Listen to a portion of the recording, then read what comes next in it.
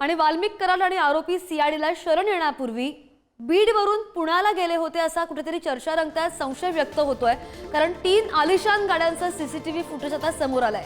30 डिसेंबरच्या रात्री सोलापूर धुळे राष्ट्रीय मार्गावरून आरोपी पुण्याला गेल्याची चर्चा सुद्धा होती आणि बीडच्या मांजरसुंबा तिथे हॉटेलमध्ये जेवण केलं, पेट्रोल पंपावर गाडीमध्ये डिझेल सुद्धा भरलं आणि ज्या गाडीमधून आत्मसमर्पण केलं ती शिवलिंग मोराळे यांची गाडी 3 वाहनांमध्ये पाहायला मिळाली आहे। पाषाण इथे सीआयडीच्या ऑफिसला शरण येताना ज्या गाडीतून वाल्मिक कराड आला हीच ती गाडी या ताफ्यामधली होती असं सुद्धा कळतंय।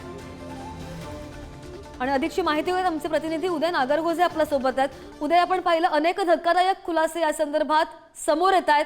अगोदर सुद्धा एक व्हिडिओ समोर आला ज्यामध्ये सगळेच आरोपी एकत्र दिसले आणि त्यानंतर हा सुद्धा एक मोठा पुरावा म्हणावा लागेल।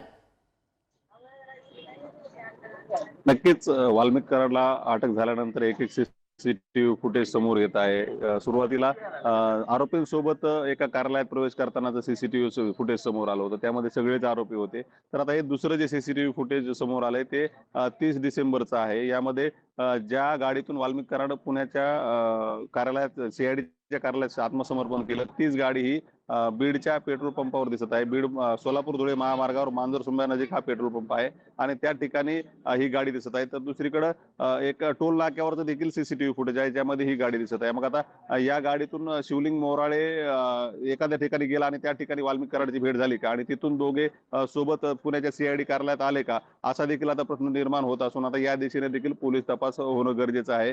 वाल्मिक कराडला ज्या शिवलिंग मोराळे घेऊन आला त्यावेळी अक्कलकोट येथे भेट झाल्याचं शिवलिंग मोराळेने सांगितलं होतं। त्याबाबत पोलीस तपास देखील झाला आहे। परंतु आता ही जी गाडी टोल नाक्यावर आणि पेट्रोल पंपावर दिसत आहे त्यावेळेस या गाडीमध्ये नेमकं कोण कोण होतं याचा देखील तपास आता पोलीस करत आहेत।